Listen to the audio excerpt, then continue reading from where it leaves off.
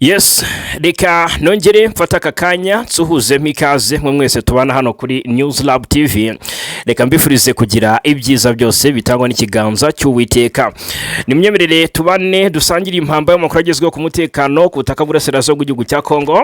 Turahera kuri iyi nkuru mbi cyane isharira iturutse muri axe za Bukavu ahagenzurwa na M23. Turakomoza ku makuru ari guturuka muri teritwari ya Mwenga. M23 yongeye mu by'ukuri kuvuna umuheha yongezwa undi ikubita igisirikare cya Kongo ndetse gikubitira hareba inzega n'abambari bacyo barimo abanye Angola, barimo abazalendo FDLR ndetse na FDNB, harimo kandi n'abacanshuro b'abanyamerika. Biravugwa ko bakubitiye muri izi axe za Mwenga. Turebera nk'uko umutekano wifashe mu bice masimisi biramo imirwano. Turagaruka ku bitero byari byakamejeje muri axe zegera umujyi wa Sake ni muri Kivu y'Amajyaruguru. FARDC yagabye ibitero hafi y'umujyi wa Sake. Uko byarangiye turaje ngo tubabwire 5-5, ari nako kandi tuza gukomoza kwifatwa rya Boabo ndetse na ndete n'uduce twafashwe na wazalendo. Nta mirwano ibayeho. Ese M23 iherereye hagana he n'utu duce? Turaje tubikomozeho dore ko uyu mutwe turekuye ku munsi w'ejo. Turanyarukira irucuru turebera hamwe iby'abahunze imirwano ubuzima bwabo uko bwifashe ahitwa Kibirizi. Aha naho ni muri Nokivu. Turabive mu zindi muzingo. Hanyuma ariko ikindi za kubabwiraho 5 kandi uko imirwano ikomeje guca ibintu. Ibihugu bikomeye ku isi by'ibihangange byategetse ko imirwano ihagarara burundu mu burasirazuba bw'iki gihugu cya Repubulika Iharanira Demokarasi ya Kongo. Hanyuma ariko kandi muri Katanga naho havutse umutwe urwanya ubutegetsi bw'igitugu bwa Perezida Tshisekedi. Bivuga ko rwose ngo uyu mutwe wanatangiye ibikorwa byawo bikomeye cyane muri iyi ntara ya Katanga. Iwabo Joseph Kabila Kabange n'abandi banyepolitiki bakomeye. Turaje tubive imuziri muzingo. Kugusenya FDLR birashoboka rwose u Rwanda ruti twabikora, ariko ikibanze nukubanza mu by'ukuri u Rwanda kugukuraho ingamba z'ubwirinzi ruti twabikora, ariko gusenya FDLR bikaba ari byo byibanze bisabwa guverinoma Kinshasa nk'uko amasezerano ya Washington ndetse n'andi atandukanye yagiye asinywa nyuma y'ibiganiro hagati y'u Rwanda na Kongo yagiye akurikirana. Ubwo rero ku kijyanye no gusenya FDLR Kinshasa nubwo itabikozwa ariko ibikoze nibyo rwose byatuma ingamba z'ubwirinzi u Rwanda rwashyize ku mipaka azikurwaho. Minisitiri Nduhungirehe yaje abikomozaho avuga ati gusenya FDLR nizo bizabanziriza ugukuraho ingamba z'ubwirinzi. Ubwo bivuze ko gusenya FDLR bidakozwe, gukuraho ingamba z'ubwirinzi, gukuraho ibisasu bimiri ibindi hariya ku mipaka, gukura ingabo nyinshi ku rubibe rwa Repubulika Demokarasi ya Kongo byaba bisa n'ibitagishobotse. U Rwanda rwiteguye gukuraho izi ngamba z'ubwirinzi mu gihe Kongo yubahirije ibyo isabwa. Ubwo turabyinjiramo rero. Perezida Kagame nawe yaje kuba abikomozaho.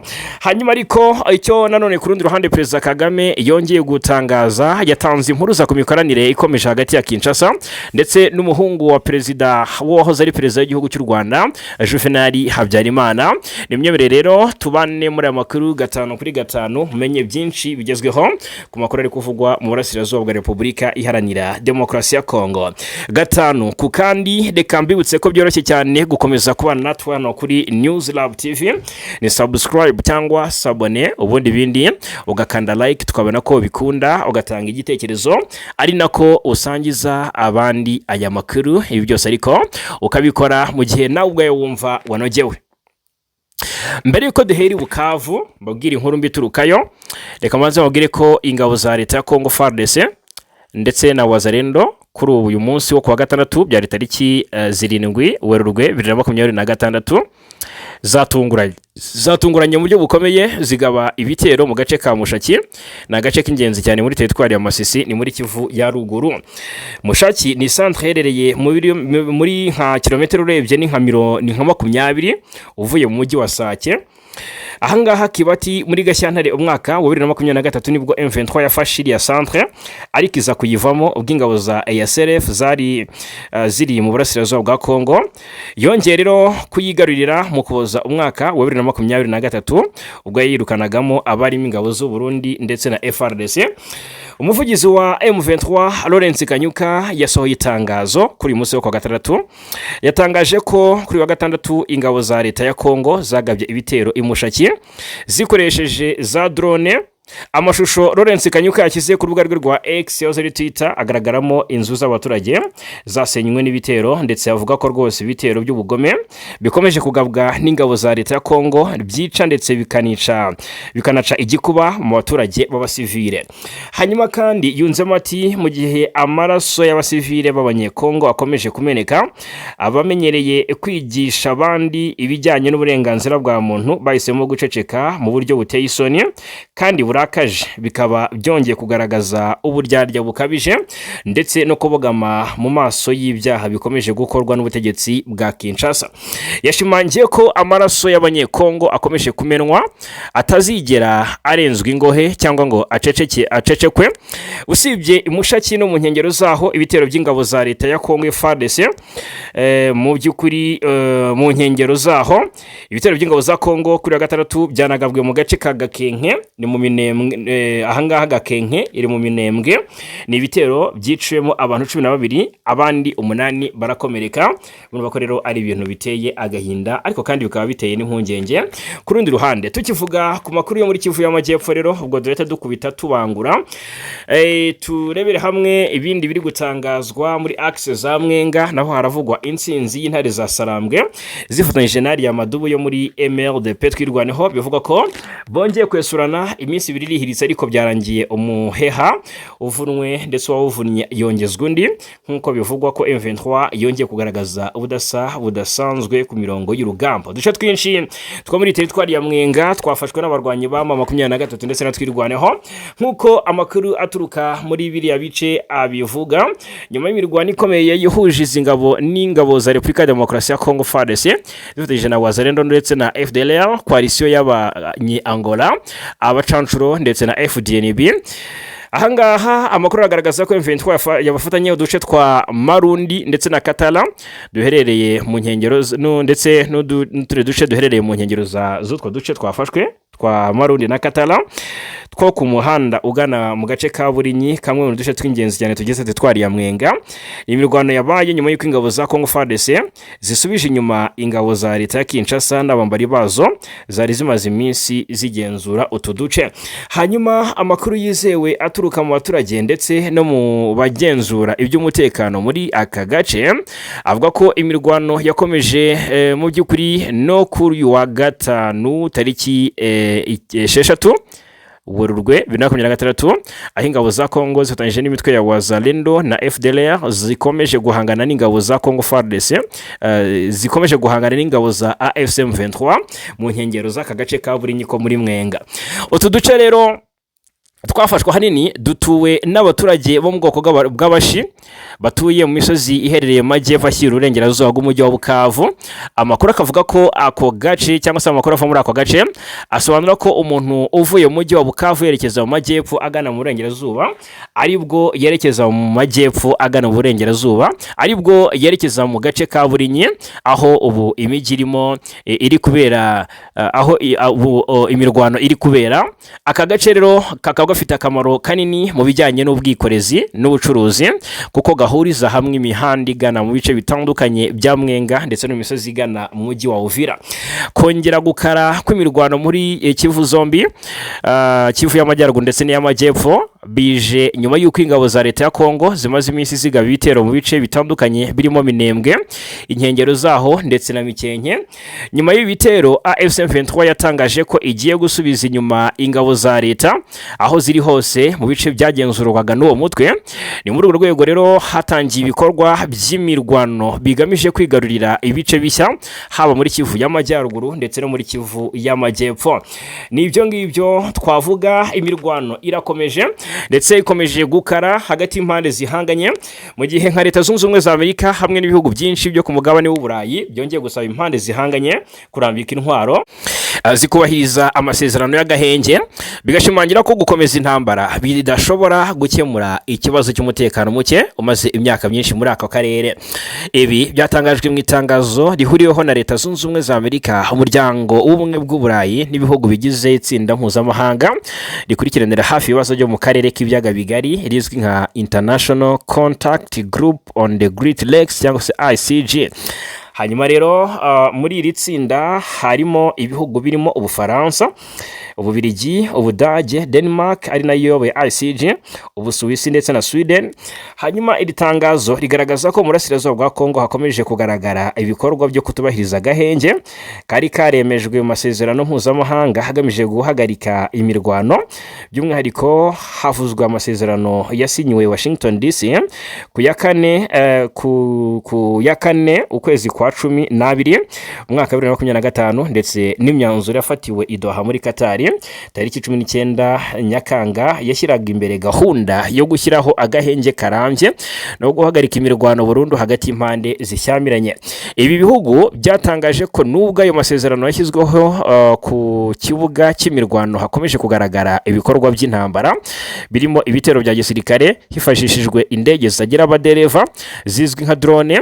Ibi bitero rero bivugwa ko bishyira mu kaga gakomeye abaturage b'abasivile batuye mu bice byibasiwe n'imirwano. Mu matangazo cyangwa se mu itangazo ryasohowe baragira bati impande zose zirebwa n'iki kibazo zigomba guhita zisubira ku cyemezo cyo guhagarika imirwano nta gushidikanya bati rwose kandi zigakomeza ibiganiro by'amahoro. Nta gisubizo cya gisirikare gishobora kurangiza aya makimbirane. Ibihugu bigize ICG byagaragaje impungenge zikomeye ku bibazo by'umutekano muke n'ibikorwa by'urugomo bikomeje gukorerwa abasivile, cyane cyane ibikorwa by'urugwango n'ivangura bikorerwa bamwe mu baturage barimo abavuga ikinyarwanda. Iri tsinda kandi ryasabye impande zose guhagarika imvugo z'urwango, ibikorwa by'ivangura n'ubugizi bwa nabi bishobora guteza umutekano muke ndetse no kongera ubukana bw'amakimbirane. Rivuga ko ari ngombwa ko impande zose zubahiriza amategeko mpuzamahanga agenga intambara arengera abasivile ndetse hakoroherezwa ibikorwa by'ubutabazi kugira ngo imiryango mpuzamahanga ibashe kugeza imfashanyo ku baturage bayikeneye mu buryo butekanye kandi budahungabanywa n'imirwano. Minisitiri w'ububanyi n'amahanga w'u Rwanda Olivier Nduhungirehe yatangaje ko iri tangazo rifite uburinganire kandi rigaragaza neza ibibazo bikomeje kugaragara ku kibuga cy'imirwano, cyane cyane ibitero bya drone bishobora gushyira mu kaga abaturage b'abasivile. Avuga ko gusaba impande bireba kubahiriza amasezerano ya Washington ndetse na Doha bikwiye kujyana no gushyira mu bikorwa gahunda izwi nka CONOPS igamije gusenya umutwe w'iterabwoba wa FDLR no gukoraho ingamba z'ubwirinzi zari zashyizweho mu biganiro byabereye Doha muri Angola, byabereye u Rwanda muri Angola ku itariki 31 ukwezi kwa 10 2024.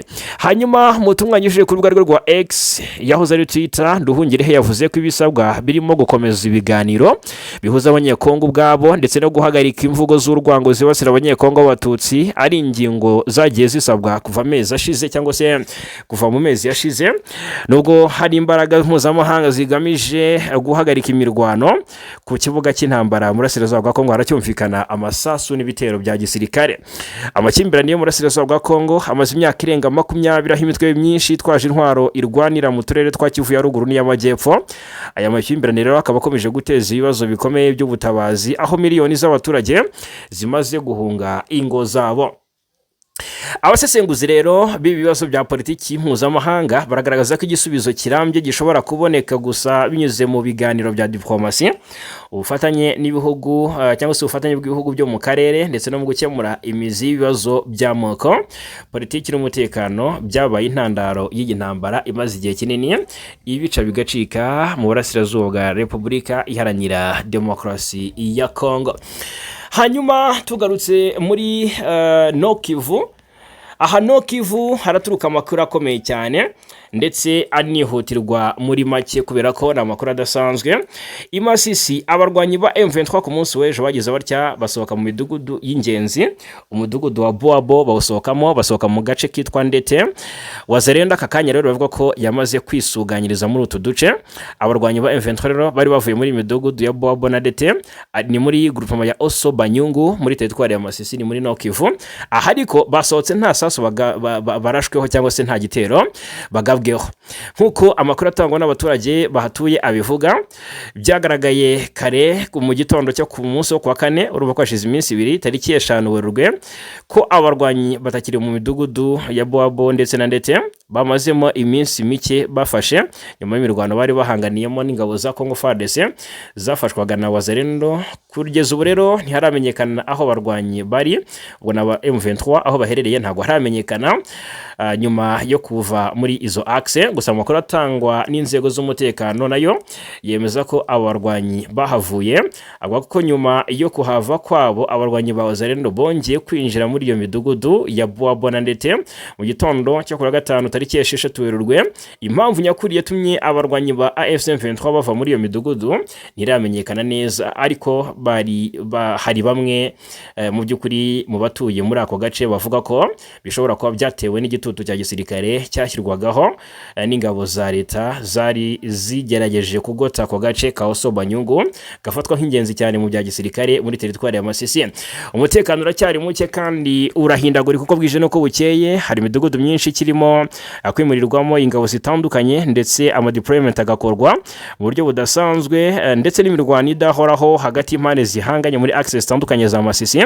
Ibi rero mw'abantu mwe bikomeje gutuma abaturage benshi bava mu byabo bikarushaho kongera mu by'ukuri gukaza ibibazo byakomeje kuba uruhuri, by'umwihariko ibibazo ku bijyanye n'ubutabazi bw'ibanze ku bakeneye ubutabazi byakomeje kugenda bigorana cyane. Bwabona ndetse aka kanya n'uduce tw'ingenzi turi mu maboko y'igisirikare cya Kongo ndetse na Wazalendo. I Bukavu abantu 2 bapfuye, abandi 4 barakomereka, ariko ntago bazize imirwano, bazize impanuka y'isenyuka ry'itaka ngo ahitwa Ibagira. Ntago ari imirwano yabaye nyabuneka. Abana 2 nibo bapfuye, abandi bantu nibura 4 barakomereka. Ni mu mpanuka y'isenyuka ry'itaka yabaye mu ijoro ryo ku munsi w'ejo. Ni mu gace ka Cikonyi, ni ku muhanda wa Narunanga muri komine ya Bagira mu mujyi wa Bukavu. Reka twifurize aba iruhuko ridashira, cyangwa se reka twifurize abaguye muri iri manuka kugira iruhuko ridashira. Hanyuma tugaruke muri Katanga, naho haraturuka amakuru akomeye ashimangira ko havutse umutwe ukomeye cyane, umutwe udasanzwe uri mu by'ukuri ni umutwe udasanzwe. Bivugwa ko ni umutwe mu by'ukuri urwanya ubutegetsi bw'igihugu cya Repubulika Iharanira Demokarasi ya Kongo. Umutwe witwa ngo ni Mouvement Debout Katanga pour la Libération du Congo, MDKC. Watangaje ko amaze gutangiza intambara mu rwego rwo kubohora intara ya Katanga n'abanyekongo muri rusange ubutegetsi bw'igitutu bwa Perezida Tshisekedi. Ubu nawo ugiye kumuhagama nyine. Murabizi mu bondi by'umukorera mu nkengero za Kinshasa. Katanga naho havutse MDKC. Birumvikana cyane. Yes, ubwo rero umuvugizi w'uyu mutwe ariwe Ngoyi Kumwimba Tiger, ni Colonel Ngoyi Kumwimba Tiger. Uyu mwitangazo asohoye kuri wa gatanu tariki 6 Werurwe yavuze ko abarwanyi bawo bamaze kwigarurira uduce twa Rusinga, ndetse kandi rwose katari utwo duce gusa bafasha agace kitwa ngo ni Nkonga, n'uduce two muri teritwari ya Mitwaba ni mu ntara ya Katanga. MDKC ivuga ko ibihe Katanga n'abaturage bayo cyo kimwe na Repubulika Demokarasi ya Kongo muri rusange bari kunyuramo birenze urugero rwo kwihanganirwa. Uyu mutwe washinje Tshisekedi n'ubutegetsi bwe ko bafunze inzira zose z'ibiganiro by'ukuri hagati y'abanyekongo, bahitamo gushyiraho igitekerezo kimwe cyonyine cyo guhindura itegeko nshinga ryiswe itegeko ry'abanyamahanga. Hanyuma n'ibirego Tshisekedi areganwa n'umutwe witwara gisirikare w'ishyaka rye rya UDPS uzwi nka Force du Progress mu rwego rwo kuguma ku butegetsi mu buryo bunyuranyije n'itegeko nshinga. Uriya mutwe kandi wagaragaje ko bitumvikana ko ubutegetsi bwa Tshisekedi bwaratumye abanyepolitiki batandukanye barangajwe imbere na Joseph Kabila wahoze ari perezida wa Kongo n'abanyamadini bahunga igihugu, abandi bakabafunga nta mpamvu. Mubo wagarutseho rero harimo Auben Minaku, harimo Kamizelo Emmanuel Shadari, harimo Jean-Claude Mvuemba, harimo Frank Diong, Jose Makila, Claude Rubaya, Bibi Kapinga, Seti Kikuni, Pero Luwala, Azarias Ruberwa, Matata Ponyo, Mapon, Andre Kimbuta, Raymond Shibanda n'abanyakatanga nka Moise Katumbi, Vivine Mumba, Loriane Mwewa, harimo Pasteur Mulunda, John Numbi, harimo kandi Matthews Kasunka, harimo Richard Muyeje, harimo Henry Mova, Isabel Chombe, Papi Pungu, John Kajilo, harimo Kahozibin Marisawa, harimo Marcel Kafindo na Felix Kabange. Mu basirikare bakomeye wagarutseho bafunzwe harimo General Philemon Yav nawe n'umunyekatanga, barimo General Mulongo, harimo General John Kabila, harimo General Ekuka, General Kampeta, General Jajija, harimo na General Banza Kabulo, General Kisebo Andre ndetse na General Ramazani. MDK kandi yashinje ubutegetsi bwa Tshisekedi kuba bukomeje kuyobya isi ku bibazo byiyongera mu gihugu, ivangura ry'amoko, ruswa, kunanirwa kwa guverinoma, ikene wabo n'icuruzwa ry'ubutunzi bwa Katanga. Yunzemo iti dushingiye kandi ku kuba isi ikomeje kurebera mu gihe abanyekongo muri rusange n'abanyakatanga bavuga igiswahili bicwa, bakatirwa igifungo cy'urupfu ndetse bagahatirwa guhunga igihugu, twebwe abanyamuryango ba MDKC twafashe icyemezo cyo gutangiza intambara y'amasasu mu rwego rwo kubohora Katanga ndetse na Kongo igitutu. Uyu mutwe wanaboneho gusaba ba generali ba ofisiye bakuru n'abasirikare bato ba FARDC ndetse n'abanyakatanga muri rusange kwitandukanya na Felix Tshisekedi n'ubutegetsi bwe bw'inkoramaraso, ahubwo bakifatanya nawo mu rugamba rwo gushyira iherezo ku gitutu cyangwa se ku gitugu. Unzemo ko urugamba watangije ruri mu rwego rwo gutera ikirenge cy'abanyekongo bo mu ntara za Ituri, Mayindombe, Chopo, Outwele, Baswele, Kivu ya ruguru na Kivu y'amajyepfo, bafashe icyemezo cyo kwirwanaho bahangana n'ubutegetsi bwa Perezida Felix Antoine Tshisekedi Chilombo. Hanyuma tugaruke nanone mbabwira ko gusenya FDLR birashoboka cyane, ariko Kongo ntibikora. Gukora ingamba z'ubwirinzi ku ruhande rw'u Rwanda birashoboka cyane, ariko kuzikuraho u Rwanda ntirubikora, kubera ko rwo rufite impamvu y'uko mu masezerano nk'uko byanditse gusenya FDLR icyo kibanze, ingamba z'ubwirinzi zigakorwaho nyuma mu buryo bumwe cyangwa ubundi. U Rwanda rero ngo rwiteye gukura ingamba z'ubwirinzi mu gihe Kongo yubahirije ibyo isabwa, birimo gusenya umutwe wa FDLR hariya mu kureka kuwuha uburyamo bushyushye, dore ko Kongo ariyo ifite FDLR mu biganza muri rusange. Hanyuma Perezida Kagame yongeye gusa n'ubikomozaho ku bikoranire ya FDLR ndetse n'umutwe ndetse na guverinoma ya Kinshasa, atanga impuruza ku mikoranire ikomeje hagati ya Kinshasa ndetse n'umuhungu wa Habyarimana ndetse n'umutwe wa FDLR. Perezida Kagame yongeye kugaragaza ko hari imikoranire ikomeje hagati ya guverinoma ya Repubulika ya Demokarasi ya Kongo n'abarimo Jean-Luc Habyarimana usanzwe ari umuhungu wa Habyarimana Juvenal wahoze ari perezida w'u Rwanda, mu rwego rwo gushimangira ubufatanye n'umutwe wa FDLR. Umukuru w'igihugu kandi yabigarutseho mu ijambo yaragejeje ku badiplomate bahagarariye ibihugu n'imiryango itandukanye mu Rwanda nyuma yo kubakira mu musangiro. U Rwanda rukaba rumaze iminsi ruri ku gitutu cy'ibihugu birangajwe imbere na Leta Zunze Ubumwe za Amerika, ndetse zikomeje kugenda zirufatira ibihano zirushinja gufasha umutwe twaje intwaro wa AFC M23. Amerika kandi irushinja kunanirwa kubahiriza amasezerano ya Washington rwasinyanye na Kongo Kinshasa mu mwaka ushize wa 2025. Perezida Kagame rero yagaragaje ko u Rwanda kimwe n'ibindi bihugu rufite uburenganzira bwo kurinda imipaka yarwo, gusa amahanga akaba akomeje kurusaba kwirengagiza ibibangamiye umutekano warwo. Umukuru w'igihugu agaruka ku makimbirane yo mu burasirazuba bwa Kongo, yavuze ko atari mishya cyangwa ngo abe agoye kuyasobanura. Avuga ko byabaye ngombwa ko amara imyaka myinshi kubera kwirengagizwa n'abafite ubushobozi bwo gukora itandukaniro rinini mu kuyakemura. Hanyuma Perezida Kagame yongeye kugaragaza ko impungenge z'umutekano u Rwanda rufite zishingiye ku kuba umutwe wa FDL n'ingengabitekerezo yawo mbi y'ubuhezanguni bikiriho. Avuga ko igiteye impungenge kurushaho ari uko FDL n'ingengabitekerezo yayo ya jenoside bifite ababishyigikiye mu karere ndetse no hanze yako.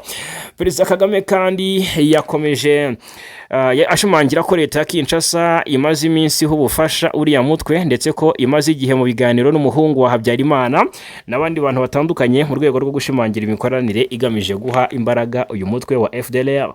Mu mpera y'umwaka w'1990 ibitero byambukiranya umupaka by'uyu mutwe witwara gisirikare byaturutse ku butaka bwa Kongo byatwaye ubuzima bw'abantu imbere mu Rwanda. Guverinoma ya Kongo rero yahaye FDLR ubufasha bwa politiki ndetse n'ubw'amafaranga ininjiza uyu mutwe mu nzego z'igisirikare cyayo usigaye ukoreramo nta nkomyi. Hanyuma yunzemo ati bagabye ibitero ku Rwanda inshuro nyinshi, ibihugu bimwe biburira abaturage babyo nyuma y'umuhungu wahoze ari umuyobozi w'u Rwanda washoye iki gihugu muri jenoside. Nabo bakorana bya hafi bamaze igihe basura Kinshasa mu rwego rwo gushimangira ubufatanye na FDLR kandi bakirijweyo yombi. Hanyuma umukuru w'igihugu yavuze ko u Rwanda rwagaragaje iki kibazo inshuro nyinshi zishoboka, nyamara impamvu muziza amakimbirane zikirengagizwa nkana kubw'inyungu z'igihugu gito. Hanyuma rero yavuze ko u Rwanda kubera amateka rwanyuzemo rukeneye imipaka irinzwe, ashimangira ko ingamba z'ubwirinzi rwafashe nta kindi zigamije kitari ukurinda imipaka yarwo. Yasabye ko gukemura ikibazo cyo mu burasirazuba bwa Repubulika ya Demokarasi ya Kongo cyakemurwa nk'uko impande zifitanye ikibazo zibazwa inshingano ku buryo bungana. Yakomeje yerekana ko u Rwanda rwiteguye gukuraho ingamba z'ubwirinzi igihe cyose Kongo yabishyize mu bikorwa inshingano zayo nk'uko biteganywa mu masezerano ibihugu byombi byashyiriyeho umukono i Washington muri Leta Zunze Ubumwe za Amerika mu Ukuboza 2025. Ati u Rwanda rushaka amahoro, ariko dushaka amahoro arambye, twakubakiraho ahazaza hacu heza. Turashaka gusiga politike mbi inyuma yacu iteka. U Rwanda rwiteguye gukuraho ingamba zarwo z'ubwirinzi mu gihe Kongo yujuje inshingano zayo nk'uko ziteganywa mu masezerano ya Washington.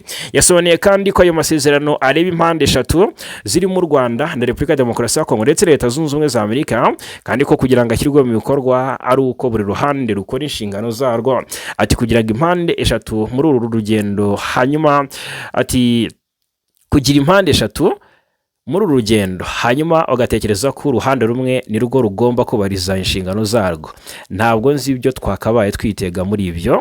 Aho niho usanga aya masezerano ashyizwe mu bikorwa, yaha impande zose umutekano ukenewe kandi bikwiye n'ubufatanye mu by'ubukungu. Hanyuma rero imwe mu ngingo ikubiye mu masezerano ya Washington ni uko leta ya Kongo igomba gusenya umutwe wa FDLR, gusa nyuma y'amezi 8 asinywe uriya mutwe urakidegembye n'ubundi murasirazuba bwa Repubulika Iharanira Demokarasi ya Kongo. Ni umunyamerika umwe mu bakomeye cyane bazi neza Afurika, bazi ibibazo bya Afurika. Uyu ngo yahiswemo kuko yabaye muri Afurika igihe kitari gito nk'umwambasaderi. Uyu kandi ngafitiwe icyizere kidacagase ko azaba igisubizo ku butumwa bwa Loni hariya murasirazuba bwa Repubulika Iharanira Demokarasi ya Kongo. Ni umunyamabanga mukuru mu by'ukuri w'umuryango w'abibumbye Antonio Guterres ku wa kane yagize umunyamerika James Swan umuyobozi mushya w'ubutumwa bwa Loni bwo kubungabunga amahoro muri Repubulika ya Demokarasi ya Kongo MONUSCO. Uyu James Swan agiye kuyobora ubutumwa mu gihe uburasirazuba bwa Kongo bukomeje guhura n'ibibazo bikomeye by'umutekano kubera imirwano ihanganishije imitwe yitwaje intwaro n'ibibazo by'ubutabazi ku baturage bigenda byiyongera. Ishyirwaho rye rikurikiye isoza ry'inshingano za Bintou Keita zari wari uyoboye MONUSCO kuva mwaka wa 2021. Keita wasoje inshingano ze mu Ukuboza mwaka wa 2025 yari yarasimbuwe by'agateganyo n'umuholandikazi Viviane van der Pel.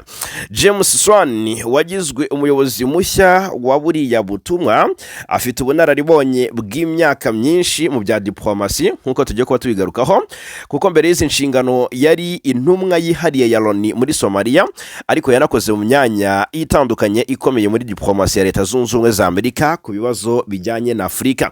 Ishyirwaho rye rero riragaragaza ko Loni ishaka gushyira ku buyobozi bwa MONUSCO umuntu ufite ubunararibonye, mu gihe mu by'ukuri ubu butumwa bukomeje guhangana n'ibibazo by'umutekano, ndetse hanatekerezwa ku buryo bwo kugabanya buhoro buhoro ingabo zabwo muri Repubulika ya Demokarasi ya Kongo, dore ko bivugwa ko ibihugu bifite ingabo muri buriya butumwa harimo nka Afurika y'Epfo. Afurika y'Epfo yo tayari yamaze kwidekarara ko igomba gucyura ingabo zayo. Ni mu gihe kandi azaba atangiye inshingano, James Swan byitezwe ko azakorana bya hafi na guverinoma ya Kongo, ibihugu byo mu karere ndetse n'abafatanyabikorwa mpuzamahanga mu gushaka kugarura ituze no kurinda abasivile mu ntara zo mu burasirazuba bw'iki gihugu zayogojwe n'intambara. Ishyirwaho rye rije mu gihe gikomeye kuri MONUSCO, aho hakomeje ibiganiro ku hazaza h'ubutumwa ndetse n'aho ingabo zabwo, dore ko ibihugu nka Afurika y'Epfo biteganya gucyura ingabo bifitemo. Ahangaha rero nicyo twavuga.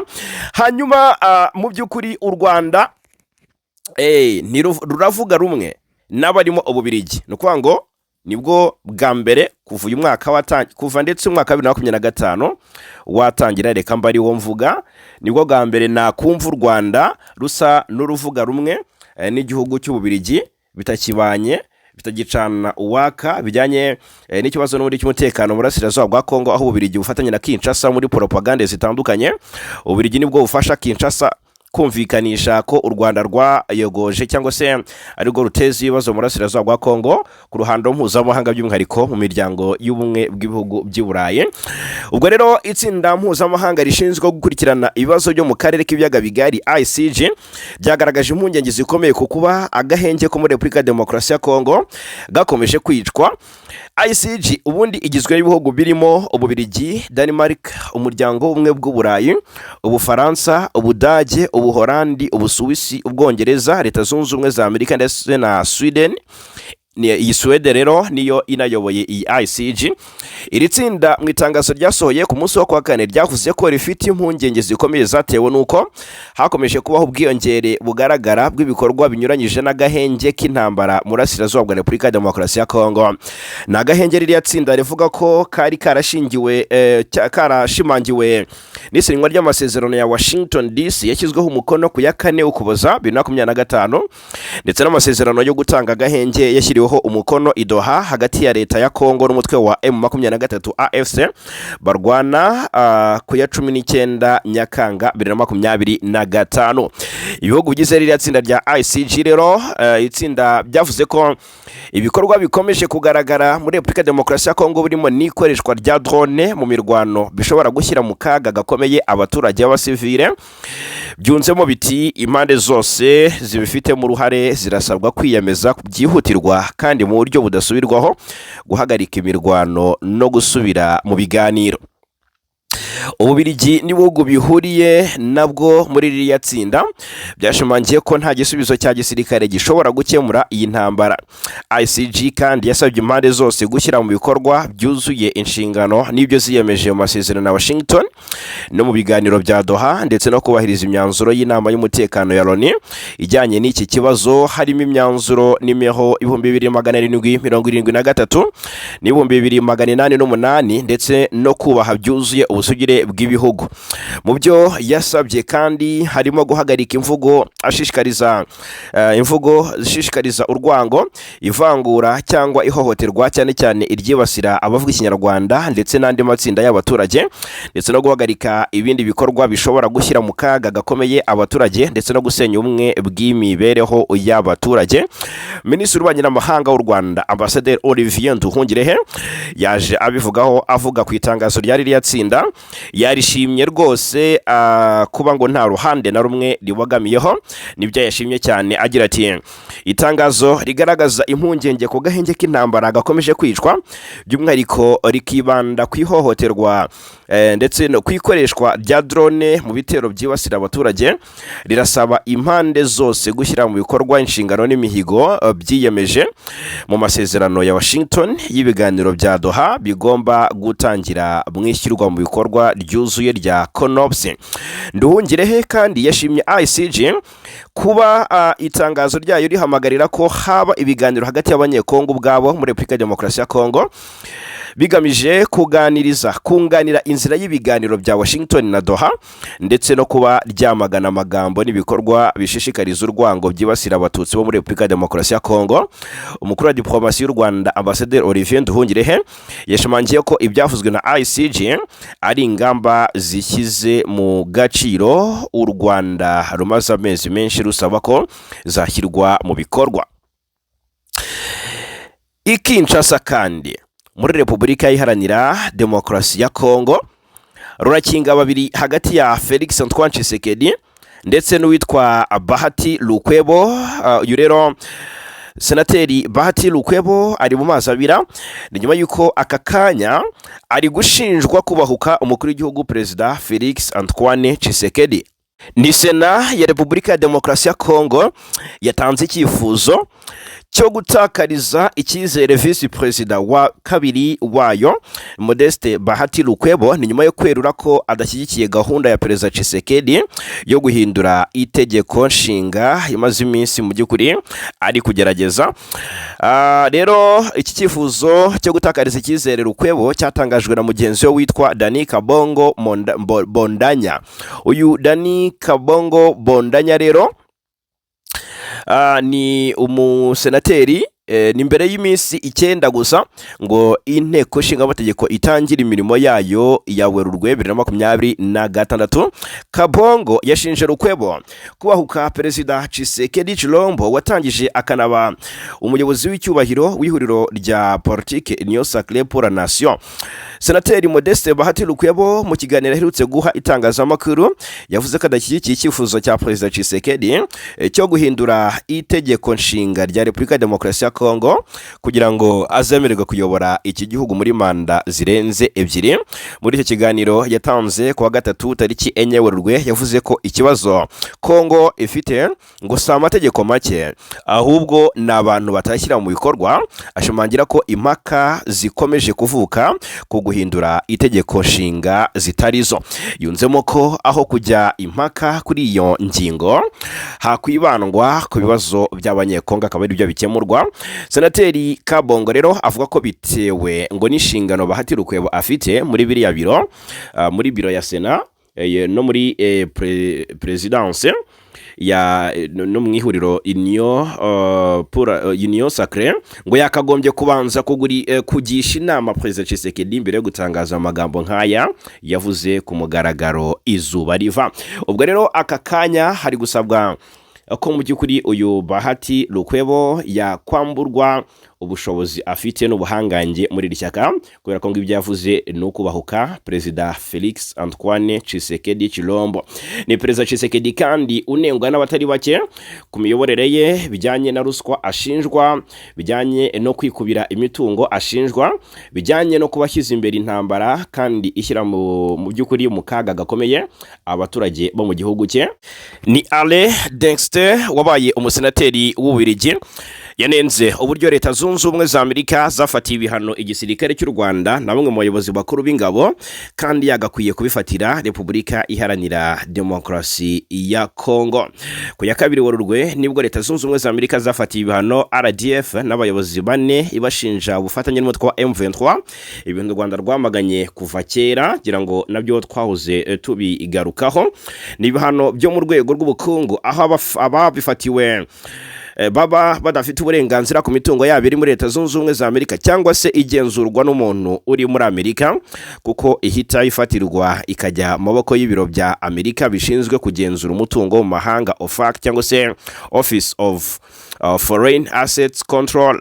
Abafatiwe ibihano rero barimo umugaba mukuru w'ingabo z'u Rwanda General Mubaraka Muganga, umugaba w'ingabo zirwanira ku butaka General Major Vincent Nyakarundi, harimo n'umuyobozi w'umutwe udasanzwe mu ngabo z'u Rwanda Brigadier General Gashugi Stanislas, n'umuyobozi wa division ya 5 y'ingabo z'u Rwanda Major General Ruki Karusisi, ndetse na RDF nk'urwego. Mu butumwa burebure yanyujije ku rubuga rwa X yose Twitter ku ya 3 Werurwe, Alain Dexter wabaye senateri mu Bubiligi mu mwaka w'1995 kugeza mu mwaka wa 2011 yavuze ko mu by'ukuri Kongo ariyo nyirabayazana yo gushoza intambara binyuze mu gutoteza abatutsi b'abanyekongo. Yongeyeho ko Amerika itagakwiye kuba yarafatiye u Rwanda ibihano, ati ni Kongo yagakwiye gufatirwa ibihano, ntabwo ari u Rwanda. Yakomeje avuga ko nubwo hakizwe umukono ku masezerano atandukanye harimo n'icyemezo cy'ibihumbi 2773 cy'akanama k'umutekano ka Loni, Kongo yanze kwitandukanya n'umutwe wa FDLR ugizwe n'abasize bakoze jenoside yakorewe abatutsi mu mwaka w'1994.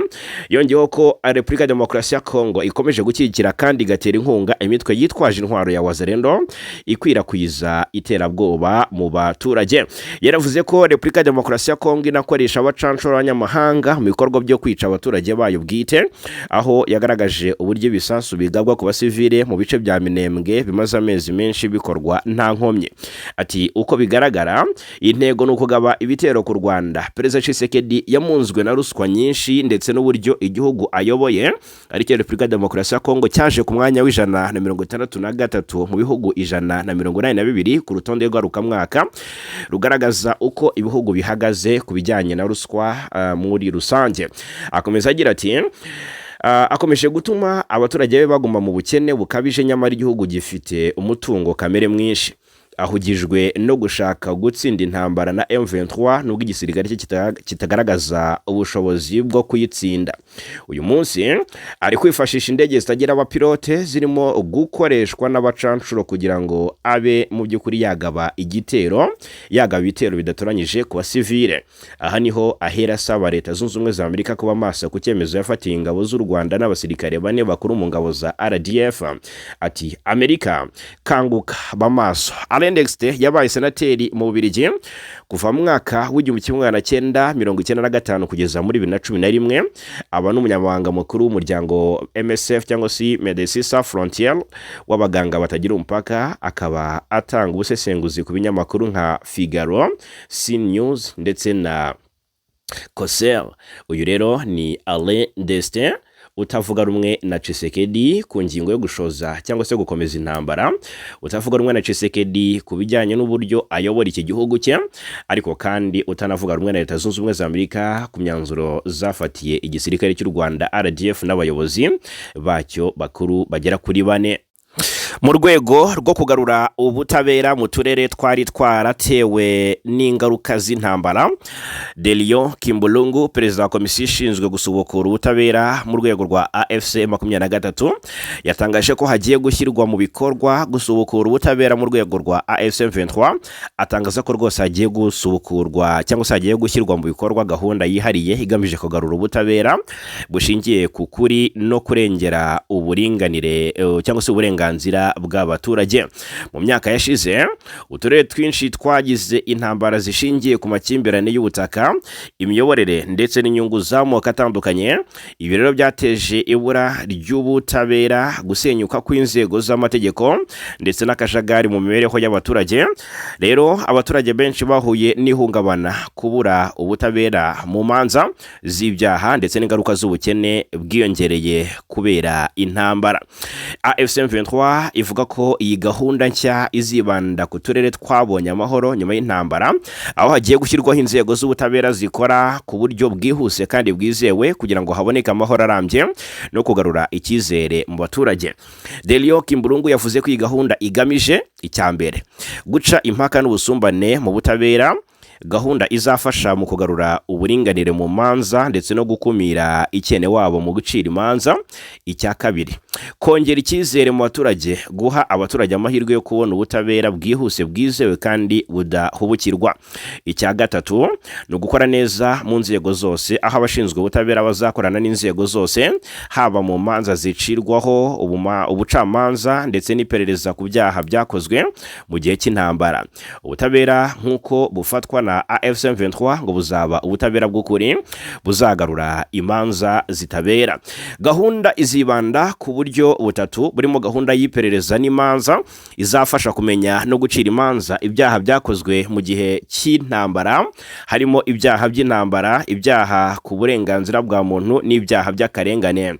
Kubaka ubushobozi bw'abacamanza n'abashinzwe iperereza, hazatangwa amahugurwa yihariye, hongerwa imbaraga mu gucunga neza amadosiye no gukurikirana ishyirwa mu bikorwa ry'imanza. Guhuza n'abaturage rero nabyo bizibandwa, kuko hazashyirwaho gahunda yo gusobanurira abaturage ibikorwa by'ubutabera, gutanga ubujyanama ku burenganzira bwabo ndetse no gukurikirana ibirego byabo mu buryo bwihuse. AFC M23 ivuga ko intego y'iyi gahunda atari ugusubukura ubutabera gusa, ahubwo no guha abaturage icyizere cy'uko ubutabera buzahora bubahesha agaciro. Hazashyirwaho kandi uburyo bwo gukurikirana ibikorwa bya buri gihe, gutanga raporo ku buryo ibikorwa by'ubutabera byasubukuriwe mu turere twabohojwe, kandi hongerwe ingamba zo gukumira amakimbirane mu gihe kizaza. Ibikorwa byo gusubukura ubutabera kandi byagiye bitwara igihe kirekire kubera ibibazo by'umutekano, imiyoborere idahwitse n'imbogamizi z'amategeko. Gahunda nshya ya AFC M23 rero igaragaza umuhate mu guha abaturage amahirwe yo kubona ubutabera buhamye, butabogamye kandi bwihuse, hagamijwe kugarura amahoro arambye no guteza imbere imibereho myiza y'abaturage.